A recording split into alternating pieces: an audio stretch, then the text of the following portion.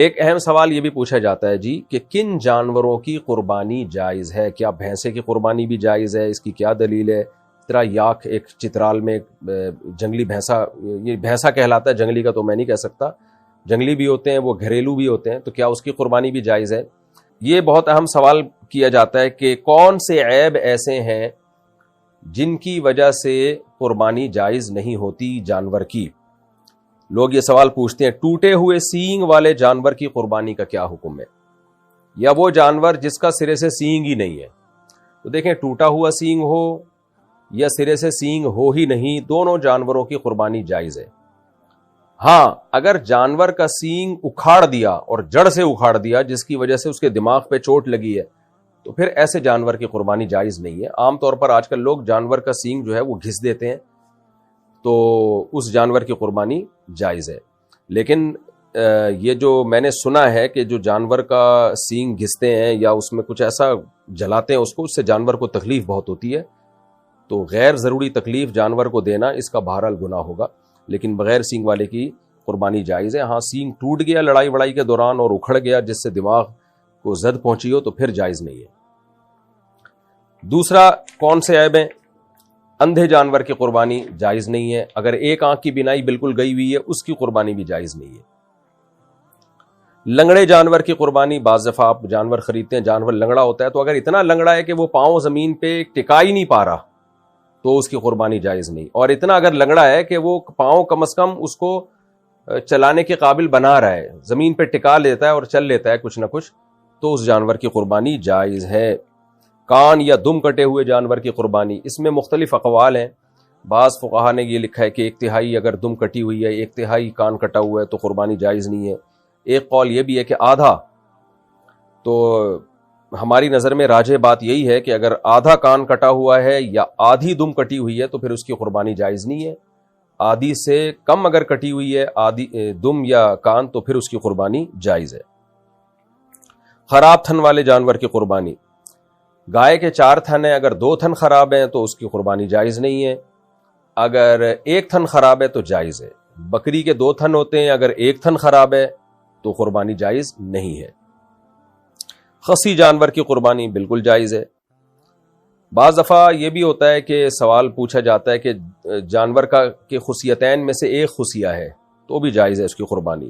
بعض دفعہ جانور کے خصیتین پیدائشی طور پر نہیں ہوتے تو بھی اس کی قربانی جائز ہے۔ کتنا کمزور جانور ہو کہ جی اس کی قربانی جائز نہیں ہے؟ اگر جانور اتنا بڈھا یا اتنا کمزور ہو چکا ہے کہ اس سے بیچارے سے چلا ہی نہیں جا رہا اور وہ قربان گاہ تک بھی چل کے نہیں جا سکتا، آپ نے یہاں سے 10 میٹر دور تک لے کے جانا ہے اس کو قربانی کرنے کے لیے، تو وہاں بھی اس کو آپ اسٹریچر میں اٹھا کے لے کے جا رہے ہیں، اتنا کمزور ہو گیا تو وہ تو بیچارہ پہلے ہی قربان ہو چکا ہے، اس کو مزید قربان کرنے کی کوشش نہ کریں آپ۔ اتنا ہو کہ چل سکتا ہو اپنے پاؤں پہ، تو جب تک اتنا ہے کہ اپنے پاؤں پہ چلنے کی اس میں طاقت ہے، ایسے جانور کی قربانی جائز ہے۔ یہ بھی سوال پوچھا جاتا ہے جی گائے میں 7 افراد کی شرکت لازم ہے؟ اچھا، اس سے پہلے ایک اہم سوال کہ معذور جانور کی قربانی تو جائز نہیں ہے، جیسے ہم نے بتایا ٹانگ ٹوٹی ہوئی ہے اتنی کہ زمین پہ ٹکا ہی نہیں سکتا وہ۔ بعض دفعہ جانور کو گراتے ہوئے، قربانی کرتے ہوئے وہ معذور ہو جاتا ہے، تو خوب سمجھ لیں اگر قربانی کے لیے جانور کو گراتے ہوئے اس میں کوئی عیب پیدا ہو گیا تو اس عیب سے کچھ نہیں ہوتا، ایسے جانور کی قربانی جائز ہے۔ بعض دفعہ اتنے موٹے تازے بیل ہوتے ہیں کہ آپ جب ان کو گرا رہے ہوتے ہو تو 2-4 بندے وہ پہلے گرا چکا ہوتا ہے، اور پھر اس کو گراتے ہوئے اس بیل کی ٹانگ ٹوٹ گئی یا آنکھوں کی بینائی چلی گئی، تو چونکہ وہ قربانی کے دوران ہی کا ایک پروسیس ہے، قربانی کے دوران کا ہی ایک عمل ہے، تو اس سے کوئی فرق نہیں پڑتا، ایسے جانور کی قربانی بھی جائز ہے۔ اسی سے ایک مسئلہ یہ بھی ہے کہ بعض جانور بڑے وحشی ہوتے ہیں، آپ کے قابو میں وہ آتے ہی نہیں ہیں، تو ایسے جانور کو پہلے فائر کرنا پڑتا ہے، گولی مارنی پڑتی ہے، اس کے بعد جا کے وہ قابو میں آتے ہیں۔ تو شرعاً یہ بھی جائز ہے کہ اگر کوئی ہٹا کٹا موٹا بیل بھینسا قابو میں ہی نہیں آ رہا آپ کے، تو آپ نے اگر اس کو فائر کیا، گولی ماری جانور پر، اور وہ جانور گر گیا آپ کے پہنچنے سے پہلے پہلے وہ مر گیا تو بھی حلال ہے وہ. لیکن یہ جب ہے جب دھار ہو آگے گولی کی یا تیر کی. تو پھر اگر آپ کے پہنچنے سے پہلے جانور ہلاک ہو گیا تو حلال ہے وہ. ہاں آپ پہنچے اور اس وقت زندہ تھا تو پھر آپ پر لازم ہے کہ اس کو ذبح کر دیں. اب آپ نے جانور پہ تیر چلایا یا دھار والی گولی جس کے آگے تیز نوک ہوتی ہے, بسم اللہ اللہ اکبر پڑھ کے آپ نے اس بھینسے پہ فائر کیا, آپ قریب گئے تو اس میں جان تھی, لیکن آپ نے کہا چونکہ میں نے تیز دھار والی گولی سے یا تیر سے میں نے اس کو مارا ہے تو جان تو ہے اس میں, لیکن اب میں ذبح نہیں کرتا, تو اب وہ حرام ہو گیا کیونکہ آپ پر لازم تھا کہ آپ فوراً اس جانور کو ذبح کر لیتے. تو خلاصہ کیا نکلا کہ عام گولی جو ہوتی ہے کلاشنکوف کی یا پسٹل کی, اس میں دھار نہیں ہوتی. اس سے اگر اپنے جانور کو شکار کیا قابو میں لانے کے لیے تو ذبح کرنا بہرحال ضروری ہے, مرنے سے پہلے پہلے اس کو ذبح کرنا پڑے گا. اور اگر دھار والی گولی جس کی آگے تیز باریک نوک ہوتی ہے یا تیر مارا آپ نے, تو اس میں اگر آپ جانور کے قریب پہنچ گئے, آپ نے غفلت نہیں کی, جیسے ہی جانور گرا آپ پہنچے اور موت سے پہلے پہلے ذبح کر دیا تو بہرحال حلال ہے. لیکن آپ کے ذبح کرنے سے پہلے پہلے وہ مر گیا تو بھی حلال ہے. لیکن اگر آپ نے غفلت کی, آپ نہیں گئے وہاں پہ اور اسے تڑپ کے مرنے دے دیا اپنی موت, پھر وہ حلال نہیں ہے.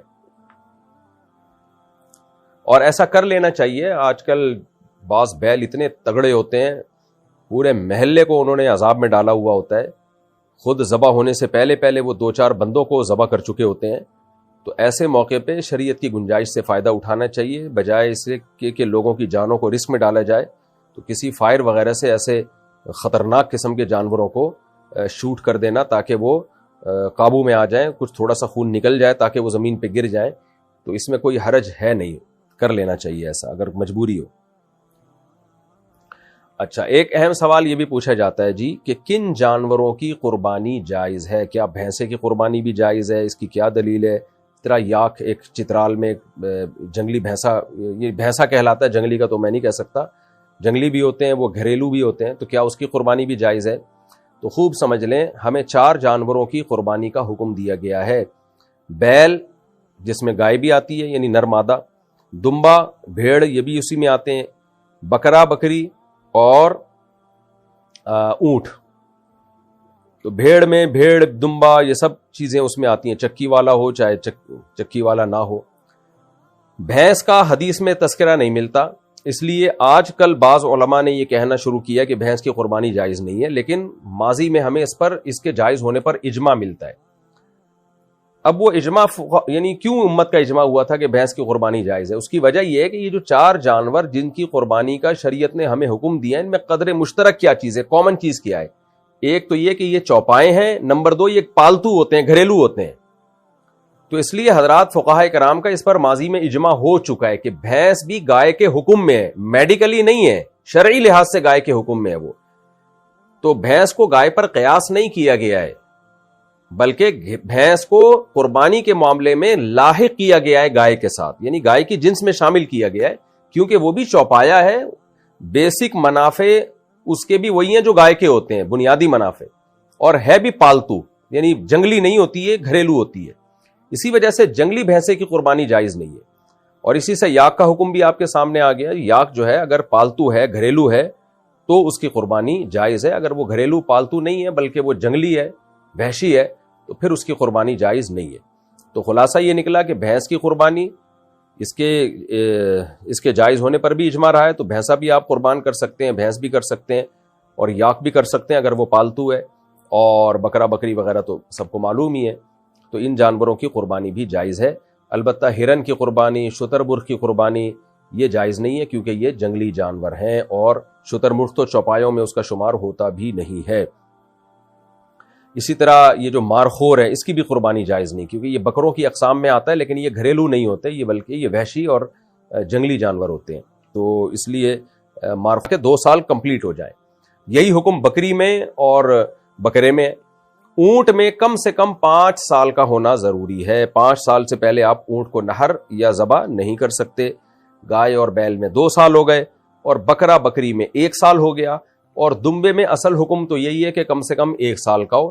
لیکن اگر دمبا یا بھیڑ موتا تازہ خوب بھرا ہوا ہے, 6 مہینے کا بھی اگر ہے, وہ دیکھنے میں وہ سال کا لگ رہا ہو, سال کا لگنے کا مطلب یہ ہے کہ اس 6 مہینے کے دمبے کو اگر آپ سال والے دمبوں میں چھوڑتے ہو تو فرق کرنا بہت مشکل ہو جاتا ہے کہ یہ سال کا ہے یا نہیں ہے. تو ایسے دمبے کی قربانی بھی جائز ہے. لیکن 6 مہینے سے بھی اگر وہ کم کا ہے پھر جائز نہیں ہے اس کی قربانی. یا 6 مہینے کا ہے لیکن وہ دبلا پتلا بہت ہے اور دیکھنے میں لگ نہیں رہا سال کا, تو بھی جائز نہیں ہے. تو یہ تو ہو گیا جی جانور کی عمر. باقی 2 سال جو ہے 2 دانت لوگوں نے ایک اپنے لیے ایک معیار متعین کیا ہوا ہے, کیونکہ ہمیں پتہ نہیں ہوتا کہ جو جانور بیچ رہا ہے وہ سچ کہہ رہا ہے یا جھوٹ کہہ رہا ہے. تو جانور کے دانت جب 2 دانت ہو جاتا ہے نا, جانور دندیا کہتے ہیں میرے خیال ہے اس کو, کہ 2 دانت کا جب جانور ہو گیا تو پھر یقین ہوتا ہے کہ یہ 2 سال سے اوپر کا ہی ہے, کیونکہ 2 سال کے بعد ہی جانور 2 دانت نکالتا ہے. لیکن یہ بہرحال ضروری نہیں ہے. اگر جانور کھیرا ہے 2 سال گائے میں اور اونٹ میں 5 سال اور بکرا بکری میں 1 سال وہ مکمل کر چکا ہے, اور جو بیچ رہا ہے آپ کو جانور, آپ کو اس کی دیانتداری پہ یقین ہے یا غالب گمان ہے, وہ کہتا ہے بھائی قسم اٹھا کے کہہ دیتا ہے یار یہ میں اللہ کی قسم اٹھا کے کہتا ہوں کہ یہ 2 سال کا ہو چکا ہے, اور آپ کو اس کی بات پہ یقین آ جاتا ہے, تو بھی آپ قربانی کر سکتے ہیں. لیکن اگر آپ کو اس کی بات پہ یقین نہیں آتا تو پھر آپ قربانی نہیں کر سکتے. حرام آمدن والے کو گائے کے حصے میں شامل کرنا, جس کے بارے میں پہلے سے پتا ہو کہ اس کی ٹوٹل آمدن حرام ہے. ٹوٹلی اس لیے کہہ رہا ہوں کہ بعض لوگ مکس کما رہے ہوتے ہیں, حلال بھی حرام بھی. تو اس میں تو دیکھا جائے گا اگر زیادہ حلال ہے تو پھر حلال ہی ہم یہی سمجھیں گے ہمیں حلال سے دے رہا ہے, زیادہ حرام ہے تو ہم یہ سمجھیں گے ہمیں حرام سے دے رہا ہے. تو لیکن اگر پتہ نہیں ہے تو پھر جائز سمجھا جائے گا, کیونکہ ہمیں بدگمانی کی اجازت نہیں ہے. لیکن اگر آپ کو پتہ چل گیا بھائی اس آدمی کی جو سورس آف انکم ہے وہ زیادہ تر یہ حرام ہی کماتا ہے, اوپر کی آمدن اس کی زیادہ ہے, تو پھر آپ اس سے یہ کہیں گے بھائی آپ اپنے حلال پیسوں سے قربانی کرو. اگر اس نے حلال الگ سے نکال کے رکھے ہوئے ہیں وہ لا کے دیتا ہے تو آپ اس کی بات پہ یقین کر لیں. دلوں کے حالات ہم نہیں جانتے, لیکن جب تک وہ ایسی صراحت نہیں کرتا تو پھر آپ کے لیے اسے قربانی میں شریک بنانا جائز نہیں ہے. سودی بینک میں اگر سود سے متعلق کسی ڈپارٹمنٹ میں کوئی جاب کرتا ہے یا انشورنس کمپنی میں جاب کرتا ہے, اسی یعنی براہ راست جس کا انشورنس کمپنی کے معاملات سے تعلق ہو, کیونکہ انشورنس کمپنی میں تو ڈاکٹرز بھی ہوتے ہیں جو انہوں نے ہائر کیے ہوئے ہوتے ہیں, ان کی آمدن حلال ہے.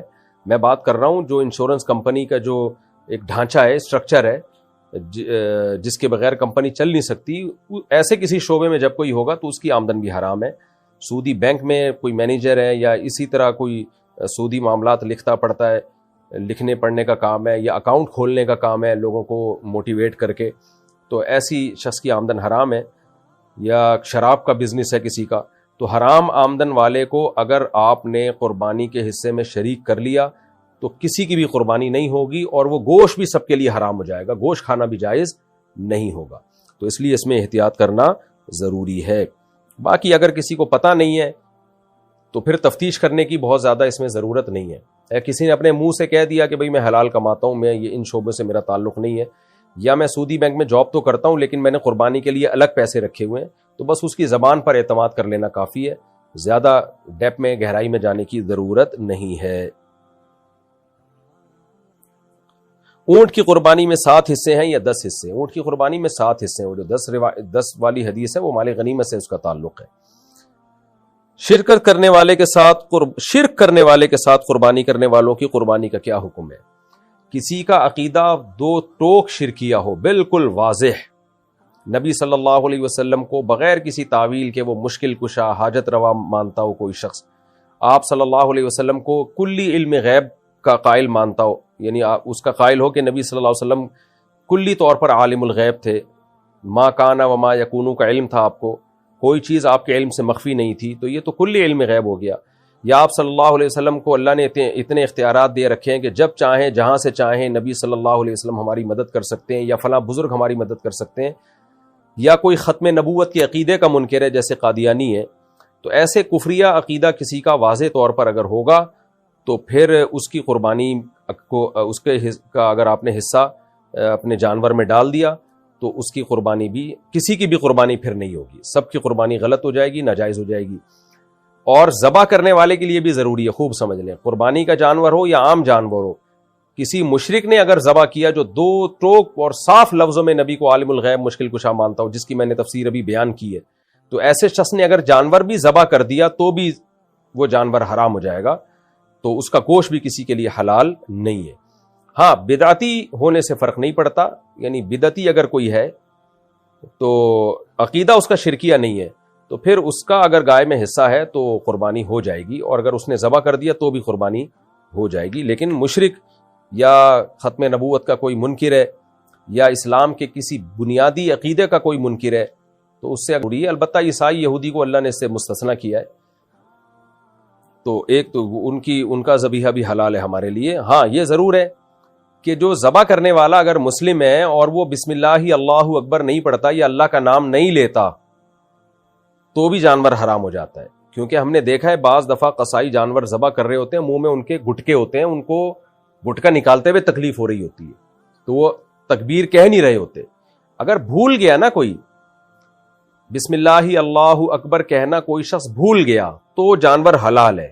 حدیث میں آتا ہے ہر مسلمان کے دل میں اللہ کا نام موجود ہے آلریڈی، تو اگر بھولے سے کسی سے اللہ کا نام چھوٹ گیا، کیونکہ وہ ایسا وقت ہوتا ہے جانور ہل رہا ہوتا ہے، آپ دفعہ آپ کو اس کی فکر ہوتی ہے بھاگ نہ جائے تو آپ ذبح کرنے میں ٹائم لگا دیتے ہو، بسم اللہ اللہ اکبر پڑھنا بھول جاتے ہو، تو بھولے سے چھوٹ گیا حلال ہے جانور۔ لیکن جان کر چھوڑ دیا گٹکے کی وجہ سے، لوگ یاد دلا رہے ہوتے ہیں بعض دفعہ قصائی کو، پھر بھی وہ نہیں بول رہا ہوتا، منہ سے پھوٹ ہی نہیں رہا ہوتا، کچھ الفاظ نکالو بھائی منہ سے، تو اسی وجہ سے یہ بسم اللہ اللہ اکبر زور سے پڑھنا چاہیے تاکہ لوگوں کے دل میں شک شبہ بھی ختم ہو جائے۔ تو اگر کسی نے نہیں کیا، اللہ اکبر نہیں پڑھا، تو پھر جانور حرام ہو جائے۔